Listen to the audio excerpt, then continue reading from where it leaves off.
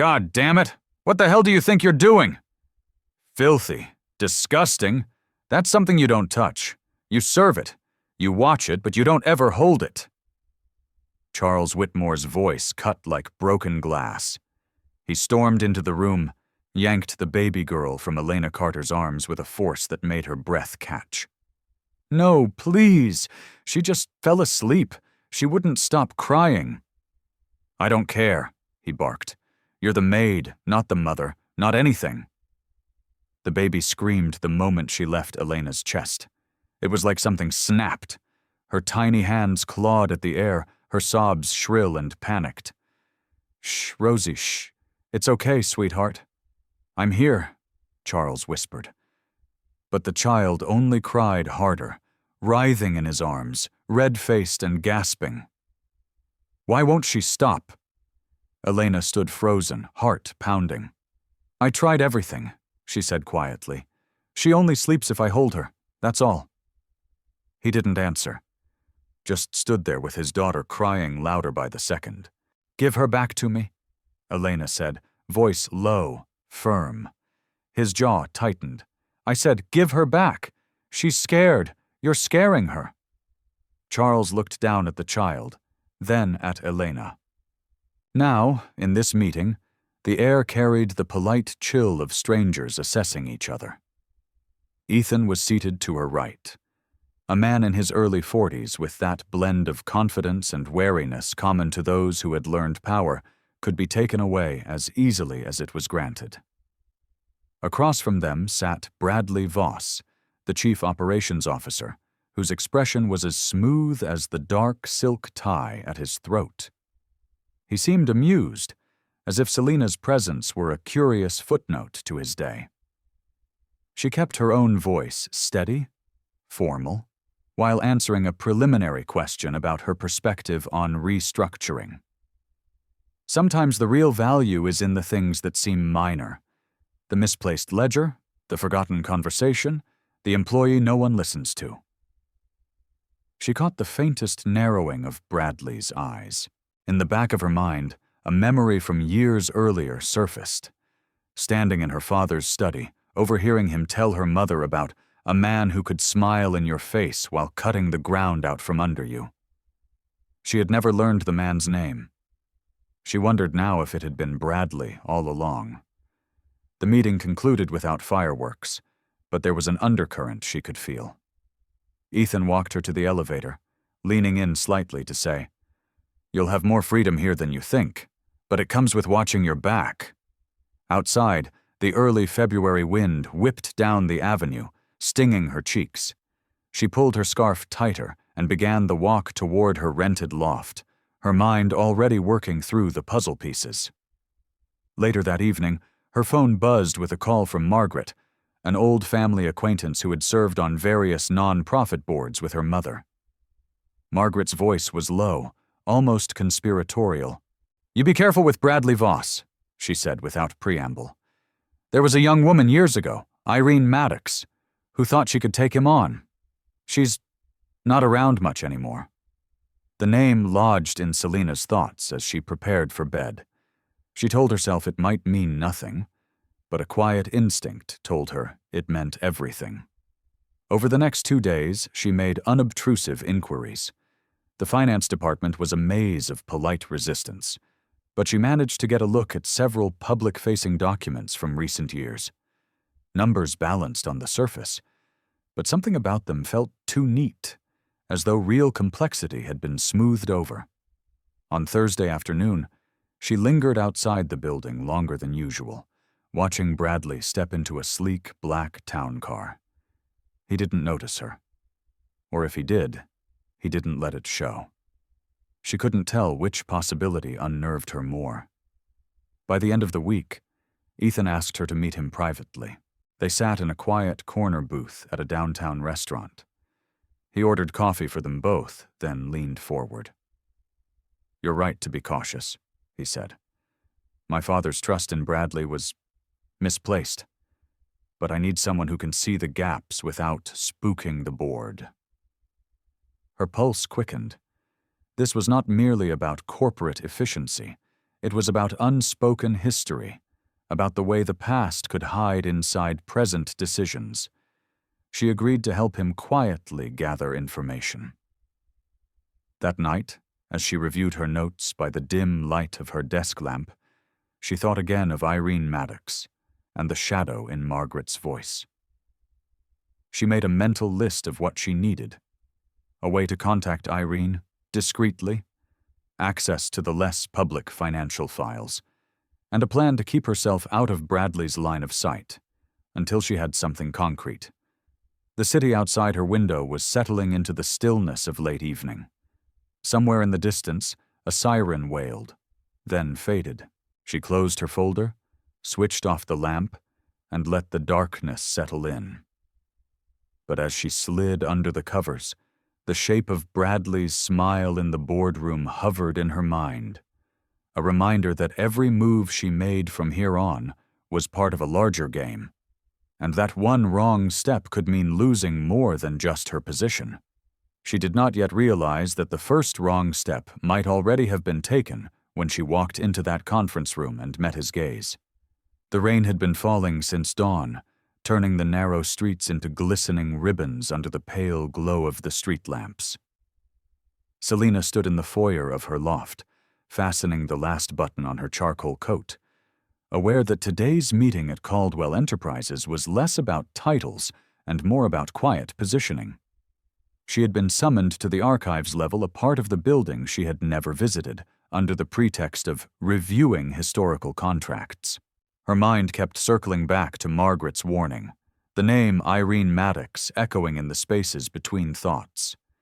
She had spent the past 3 nights digging through online public records, finding only a faint digital shadow of Irene's existence, a few press releases from a decade ago, a smiling headshot in a corporate newsletter. Then nothing. It was the abruptness of the disappearance that troubled her most. When she arrived, the archives floor felt like another era entirely. Rows of steel shelving held cardboard storage boxes, each labeled in tidy black marker. The scent of dust and paper filled the air, mingling with the faint hum of fluorescent lights. The archivist on duty, a soft-spoken man in his 60s named Harris, greeted her with polite reserve. "Mr. Voss requested these for you," he said, gesturing toward a stack of ledgers and slim file folders on a long wooden table. She sat and began leafing through them, noting the pattern of recurring names subcontractors that didn't appear in official quarterly reports, contracts awarded for amounts that didn't match the figures she'd seen in the finance summaries.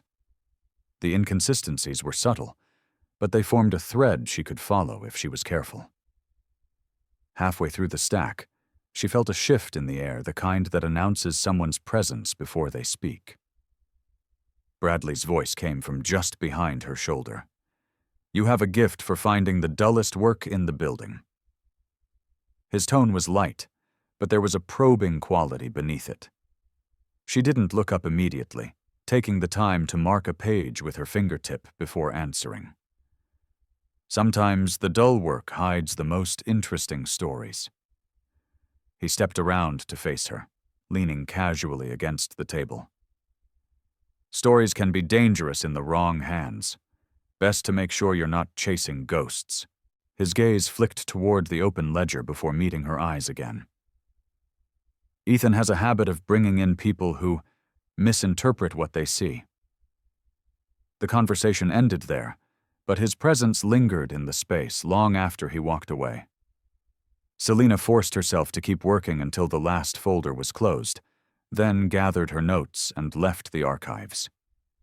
That evening, she arranged to meet Ethan at a quiet jazz bar on the west side, the kind of place where conversations were drowned in the low rumble of bass lines and the clink of glasses. She slid her notes across the small round table, pointing out the irregularities. He studied them in silence, then said, "These names, some of them have been on our books for years. My father trusted the people behind them. If there's something wrong here, it's deeper than I thought." Selina could see the strain in his expression. I need access to the older audit reports, she said. The ones that predate Bradley's appointment as COO. Ethan hesitated. Those files aren't supposed to leave the executive records room, but I'll find a way.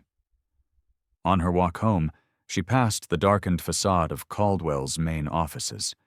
In one of the upper windows, a light burned. A silhouette moved inside, tall, broad-shouldered.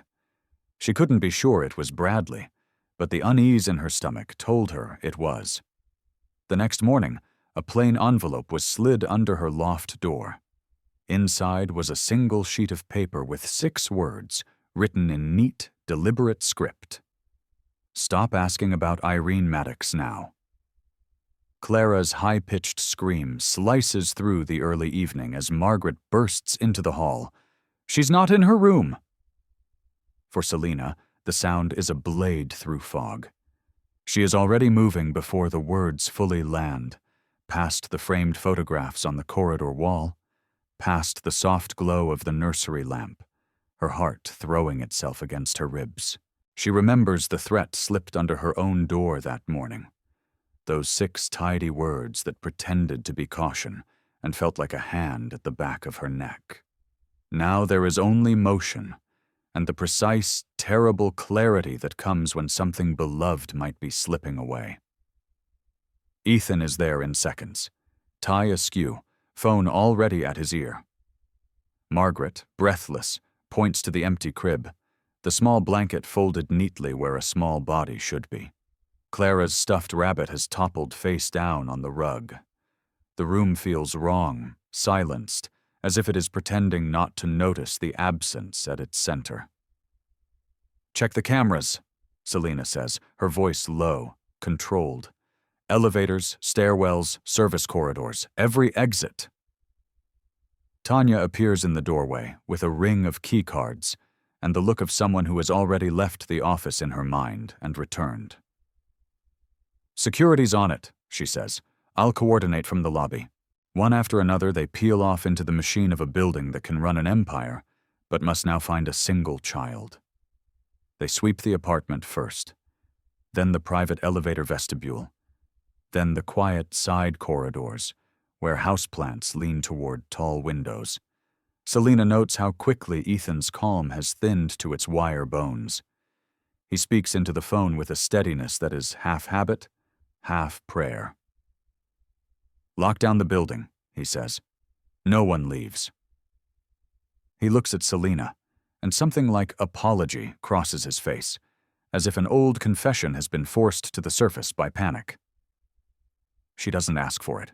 She only runs. In the lobby, screens flicker to life.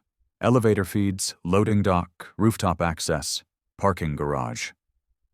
The guard's fingers stutter on the keyboard, then fly. Tanya leans over his shoulder, issuing crisp instructions. Reverse sort by timestamp there.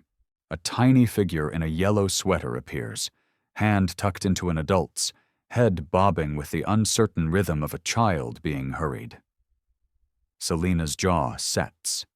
The adult is turned 3/4 away from the camera, a dark coat, a careful angle. Pause it, Ethan says. Zoom. The pixels refuse to resolve a face. Rooftop, the guard says suddenly, pointing to the screen at the far right. A small shape near the railings, a gust tugging at the hem of a coat. The timestamp reads 3 minutes ago. They are in the elevator before the doors fully open, a rush of bodies and breath. The ascent is a slow ache in the spine. Selina presses her palms to the rails and tells herself to focus on the next step, and the next. Doors, wind, a child's name spoken quietly so it doesn't startle. Ethan closes his eyes for one brief second, and in that second the facade slips, revealing a father who is terrified he has already failed. The rooftop door yawns inward on a hinge that shouldn't be moving at this hour, wind shouldering past them with cold, insistent hands. The garden up here is a curated wildness planter boxes of scrub grasses and winter-hardened ivy, benches that look outward over a city beginning to glitter. At the far edge, near the safer inner rail, a small figure stands with both hands on the metal, watching the lights lick across glass towers as if they were fireflies.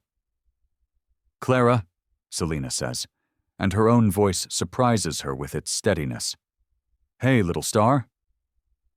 The child turns, relief and tears arriving together, the bright wet of them catching the last of the sun. Selina drops to her knees and opens her arms, and Clara stumbles into them with a sound that is not quite a sob, and not quite a laugh. Selina tucks the girl against her chest, and feels the small, hammering heart begin to slow. A few feet away, a man straightens from where he has been crouched at the bench, hands out as if he had been entertaining a nervous cat. "I found her wandering by the stairwell," he says, and even before his face is fully in view, Selina knows the voice smooth, practiced, a thin silk over a wire. Bradley Voss offers a small, measured smile. "Lucky I came up for air." Ethan's jaw tightens. "How did the door get opened?" His tone is controlled, but the temperature of it has dropped a degree. "Rooftop locks at 6 o'clock. Bradley spreads his hands, an innocent gesture rehearsed to within an inch of its life. "Maybe security missed a cycle. It happens. I saw her near the stair and walked her over here where there's room. No sharp edges. We were waiting." Selina shifts Clara's weight and feels the damp warmth of tears through her blouse. "She shouldn't have been out of the apartment," she says. "Her politeness is as thin as the air up here. She is 3 years old." "Which is why I didn't leave her alone," Bradley replies, softening his tone, as one might with a skittish colleague. His eyes, when they touch Selina's, are not soft at all. "You're welcome." Tanya arrives behind them with a security officer, cheeks flushed from the climb. "Access log shows the rooftop door opened with an executive override," she says, breath steadying. "Not a general cycle miss." "Glitch," Bradley offers. "I'll have IT look into it." He smiles again, as if the matter were settled by the confidence of his grin. The wind flips the edge of his coat.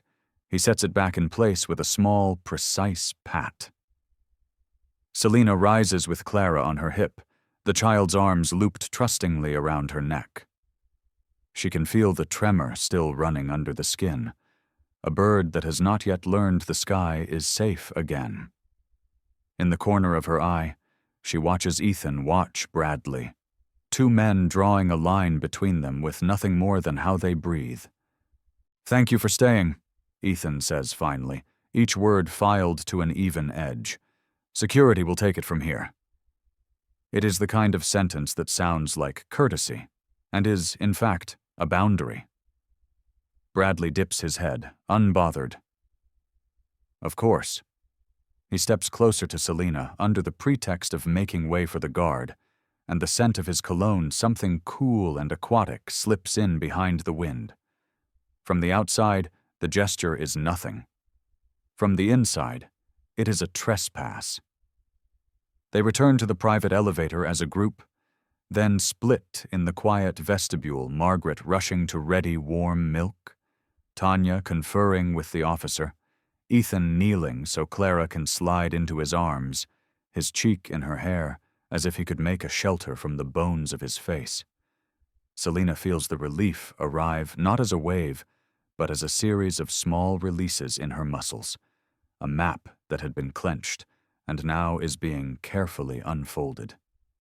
Later, when Clara sleeps with the indignation of the recently frightened, a small frown still ghosting her features, Ethan and Selina sit in the dim living room. The city has thrown on its necklace, light beads along the avenues. "He's lying," Ethan says, not looking away from the window. "About how he found her. About the door." Selina nods. "He wanted to be the person who brings her back. That's different from finding." She thinks of the envelope under her own door and adds, "He also wanted me to know he can reach what I love." The admission surprises her, not for its truth, but for how unafraid it sounds once it is in the room. Tanya texts a photograph, 2 lines of log entries, time-stamped, rooftop door override, executive clearance, rooftop door override, executive clearance. No initials, just the cold authority of the system's voice. Ethan forwards it to his private counsel with a curt message, then leans forward, elbows on his knees, hands steepled. "We'll pull the camera angles," he says. "I don't care if we have to subpoena our own building. Someone saw him." Selina studies his profile, the planes and angles that make up a man who has tried to be one thing in public and another in private, and has learned the cost of the mismatch. "He'll anticipate that," she says. "He'll have thought about sight lines. He'll have practiced the angle where a camera sees coat and not face." She breathes out, slow. But he thinks kindness is a weakness. He doesn't know what happens when people who care decide to be precise. A long silence unfurls. Margaret passes by on soft soles and leaves a mug of chamomile on the end table, her hand briefly resting on Selina's shoulder. It is the smallest benediction, and the largest. The apartment settles around them, the day's panic receding into the ticking of the mantel clock and the white noise hush of the HVAC. Somewhere a siren starts and then fades, ordinary life slipping its arm around the extraordinary. When Ethan stands, the decision has already planted itself in the set of his spine. He steps into his office and closes the door with care, rather than force, as if the gentleness itself were a promise.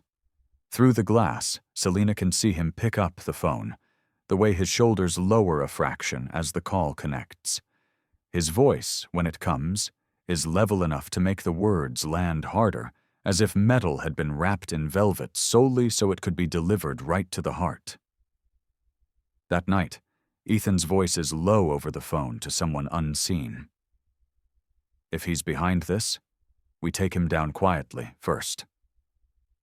A single knock, deliberate and hollow, echoes through the penthouse foyer just as the clock strikes 10. Selina freezes mid-step between the kitchen and the hall. The hour is too late for deliveries, too early for dawn intrusions, and the sound carries a weight that feels neither accidental nor polite. Ethan emerges from his study with a file in hand, brows drawn together. Margaret, halfway through locking up the terrace doors, looks toward the entry as if bracing for a draft. The last time Selina heard that kind of knock was in another city, another life, when bad news came dressed in civility. She recalls the rooftop encounter 2 nights ago. Bradley's calm smile, the faint cologne cutting through cold air. She can almost feel Clara's trembling weight against her hip again, that pulse of fear that never quite faded. Ethan gestures for Margaret to take Clara to her room, then steps toward the door. Tanya's voice comes over the intercom from the lobby. "Sir, it's him. He insisted. Says it's urgent." Ethan's jaw tightens. He hits the release. Bradley Voss stands on the threshold, wrapped in a charcoal overcoat, a leather portfolio under one arm. He steps inside as though invited, eyes scanning the space with the faintly amused detachment of someone assessing an opponent's board. "We should talk," he says, "face to face." The living room's golden lamplight does nothing to soften the distance between them. Selina takes a seat on the far end of the sofa, legs crossed, hands folded loosely but deliberately. Ethan remains standing, back to the mantel, the city lights behind him like a crown of fractured glass. Bradley opens the portfolio and produces a single manila envelope. "You've been looking into the rooftop incident," he says, voice smooth as poured bourbon. "You've involved security, legal, maybe even outside consultants. That's risky." He lays the envelope on the coffee table, slides it across with 2 fingers. Selina leans forward but does not touch it. "What's inside?" "A reminder," Bradley replies. That leverage cuts both ways, that sometimes the better move is to fold rather than play into the next hand. The conversation twists into a slow, quiet duel. Ethan demands to know how Bradley accessed restricted spaces. Bradley sidesteps with veiled compliments about Ethan's tight ship and loyal staff. Selina asks why a man with his resources would bother frightening a child. Bradley smiles faintly. Frightening? No, that was a demonstration. Proof that in a building like this, people drift, doors open, protocols are forgotten. If it can happen to you, Ethan, it can happen to anyone. And perhaps you'd prefer the story not become public property. The air thickens. The hum of the HVAC suddenly loud in the silence. Ethan's hand curls loosely at his side. You came here to threaten my family? Bradley tilts his head, a man correcting a minor misunderstanding. To warn you, and to offer terms. Selina breaks the pause. Which are? Stop your inquiry. Drop the matter. In return, nothing further happens. We shake hands, call it resolved, and the world moves on without incident. It is a performance, and both Ethan and Selina see it, the calculated casualness, the way his gaze never leaves Ethan's, the tiny flicker of satisfaction when he believes a point has landed. Then Ethan moves. He picks up the envelope, tears it open, and slides the contents free. A series of high-resolution photographs. Clara on the rooftop, Clara in the lobby beside Bradley, Selina at the nursery door. The angles are too precise, the framing too intentional to be coincidence. The photographs drop onto the table one by one, the sound of them hitting the glass a muted drumbeat. Selina's pulse ticks in her ears. So you were documenting, she says, her tone as level as she can make it. Bradley shrugs. Insurance. Ethan takes a step forward, closing the gap until the space between them is a single breath. You have one chance to walk out of here, he says quietly. If you ever step near my daughter again, I won't come to your door. I'll take the whole building down around you. Bradley studies him for a moment, then smiles with the faint weariness of a man amused by defiance. Careful, he says. Sometimes when you burn bridges, you're the one left on the wrong side. He collects his coat, the photographs left scattered like playing cards in a losing hand. The elevator swallows him whole, its polished steel doors closing with a whisper. In the stillness that follows, Selina turns to Ethan. He's telling us he's willing to escalate. Ethan nods once. Then we escalate first. He looks down at the photographs, their glossy surfaces catching the lamplight like frozen water.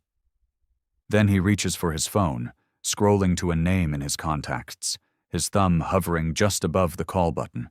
His voice, when he speaks, is not raised, but it carries the gravity of something about to move. Get the board together, he says. It's time we stop playing defense. The first drops of rain spatter against the wide bay windows, just as the boardroom door clicks shut behind Selina.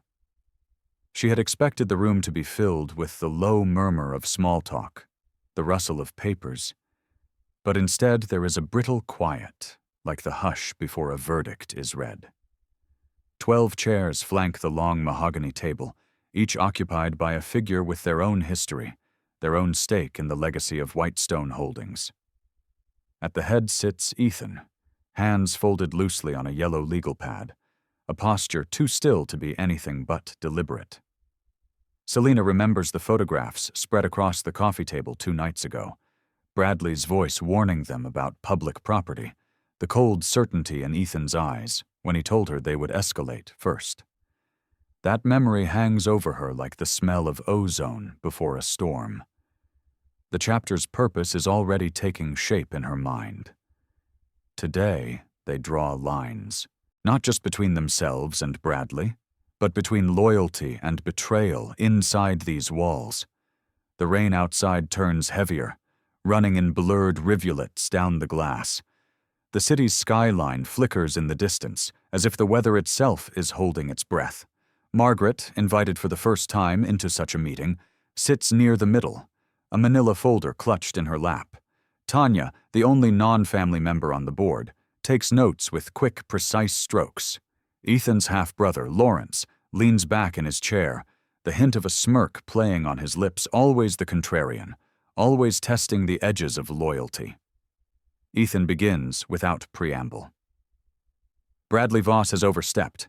He approached my family directly, breached our security, and left evidence of surveillance on our property. His voice is even, but the weight behind it lands like a gavel. We have two choices: deal with this quietly or take the matter public and dismantle his leverage. A murmur runs down the table. Margaret's knuckles whiten around her folder. Lawrence chuckles under his breath. Going public makes us look like amateurs who couldn't control our own building. Selina watches Ethan absorb the jab without reaction. And doing nothing, she says, turning to Lawrence, makes us look like cowards who will tolerate intimidation. The exchange sets the tone for the meeting. Volley after volley of measured words, each more pointed than the last. Tanya reports on the gaps in security protocols. Margaret slides her folder onto the table inside, an itemized list of Voss's known holdings, shell companies, and political donations. Each page is another thread that could be pulled until his whole network unravels. As the discussion deepens, fault lines emerge. 3 members lean toward quiet containment. 4 push for a legal offensive. The rest hesitate, unwilling to commit to either path without more certainty. Then Margaret hesitates, her gaze flicking between Ethan and Selina. "There's one more thing," she says softly. From the folder she produces a single sheet, a dated property record. This shows that Voss purchased a stake in the Whitestone warehouse district last winter through a front. He's been buying influence inside our own supply chain. The air shifts. This is no longer about a rooftop incident or a handful of photographs. It is about infiltration, the slow corrosion of trust from within. Ethan leans forward, his legal pad untouched. "Then we don't just push back," he says. "We cut him out entirely." The room grows sharper, decisions aligning like iron filings toward a magnet. Lawrence, still leaning back, studies Ethan for a long moment before speaking. "If we go after him, we'll need to be ready for the blowback, and it will come." Ethan nods once. Then we prepare. The climax comes not in raised voices, but in the quiet agreement that follows a unanimous vote to authorize a full-scale countermeasure, leveraging both legal and financial pressure points. Selina watches the hands go up one by one, feels the tide turn in the room. As the meeting adjourns, the rain eases, but the air is thick with the scent of it. Selina lingers at the doorway, catching Ethan's eye. "What's our first move?" she asks. He picks up Margaret's property record, folds it with care, and slips it into his inner pocket. "We take his warehouse." Selina tilts her head. "And after that?" Ethan's answer is quiet enough that only she hears it. "We see what else he's built on stolen ground." The first sign that something is wrong comes in the form of silence on a street that is never quiet. Selina steps out of the black sedan and into the damp morning air, the city still wearing the sheen of last night's rain. The warehouse district usually hums with the sound of trucks reversing, forklifts beeping, dock doors clanging open. But this morning, there's nothing, just the faint echo of her own footsteps on wet pavement. She remembers Ethan's words in the boardroom. We take his warehouse, and how he had folded Margaret's property record like it was a piece of strategy itself. This is the first step, she thinks, the moment where plans leave paper and enter the real world. The goal is clear. Identify exactly how deep Bradley Voss's influence runs in this place and gather the evidence that will make the coming legal strike impossible to counter. The warehouse looms ahead, A weathered brick structure with faded lettering from decades past, the kind of building that has seen too many owners and too many secrets. Across the street, Marcus, the security chief, waits with two of his men. His broad shoulders are hunched slightly, his eyes scanning the alleyways.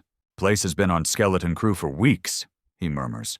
"Voss's people are in and out, but no regular shipping schedule. My gut says he's using it for something off the books." Selina nods, tucking her hair behind one ear. "Let's find out." Inside, the air is cold and smells faintly of oil and mildew. Sunlight filters through cracked windows, catching on dust motes that drift lazily between stacked pallets and metal shelving. Margaret trails behind, her notebook ready, the click of her pen loud in the stillness. They move methodically, aisle by aisle. Selina pauses beside a stack of crates marked with a shipping company she doesn't recognize. Marcus pries one open, revealing not machinery parts as labeled, but sealed archival boxes filled with paper files. Margaret flips through the first few pages and inhales sharply. Contracts, invoices, and correspondence linking Voss's name to a half-dozen shell corporations. Each document is another nail in the coffin. Halfway through the search, the low growl of an engine echoes from outside. Marcus signals for quiet. Through a dusty pane of glass, Selina sees a black SUV pulling up beside the loading dock.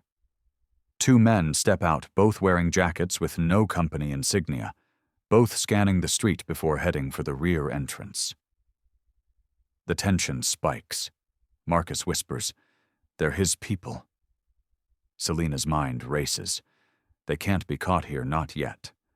But leaving without the right evidence means walking away from their best leverage. She gestures for Margaret to keep photographing the documents, while Marcus and his men slip toward the side exit. The sound of the rear door opening ricochets through the cavernous space. Footsteps approach. Selina ducks behind a stack of pallets, heart hammering. She can see them now, one man checking the crates, the other speaking into a phone. His voice carries. "Tell Voss the shipment's intact. We'll move it tonight." Shipment. Selina's eyes flick to the crates again, the weight of realization pressing down. Whatever is here is moving soon, maybe before they can come back. She waits until they turn down another aisle, then signals for Marcus. In a swift, silent motion, they retrace their steps, slipping out through the side into the alley. The morning light feels harsher now, the city louder. Back in the sedan, Margaret scrolls through the images on her phone. This is more than enough to tie him to the warehouse, and to whatever he's hiding in those shipments. Selina exhales slowly. It's a start, but now we know he's moving something tonight. Marcus glances in the rearview mirror. "You want me to put eyes on it?" Selina's gaze stays on the warehouse, receding in the distance. "No," she says quietly. "I want to be there when it leaves." In the end, what remained wasn't the sound of doors slamming or the sharp sting of accusations, but the quieter, heavier echoes of choices made. The family had walked through the fire of its own history, each step searing away the illusions they had clung to for years. Selina could feel it most when she looked at Ethan not as the man who had commanded rooms and orchestrated deals, but as the brother who had chosen truth over comfort, no matter how jagged it felt to hold. The documents were locked away now, not because they were trophies, but because they were proof, reminders of what they had survived and what they had learned. Forgiveness had not come like a sudden rain that washed everything clean. It came in drops, hesitant words over coffee, a hand resting on a shoulder longer than necessary, a letter folded twice before being handed across the table.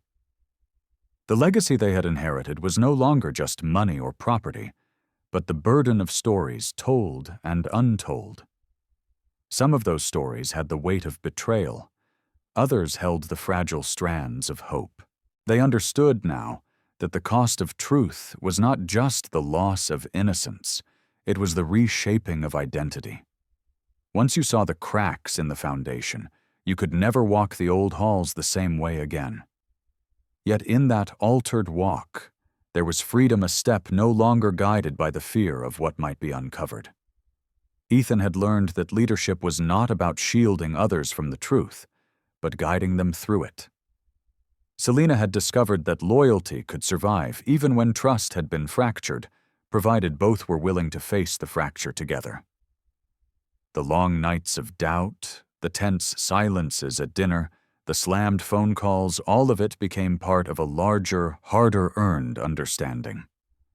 They would never be the same family they had been before. But perhaps that was the point.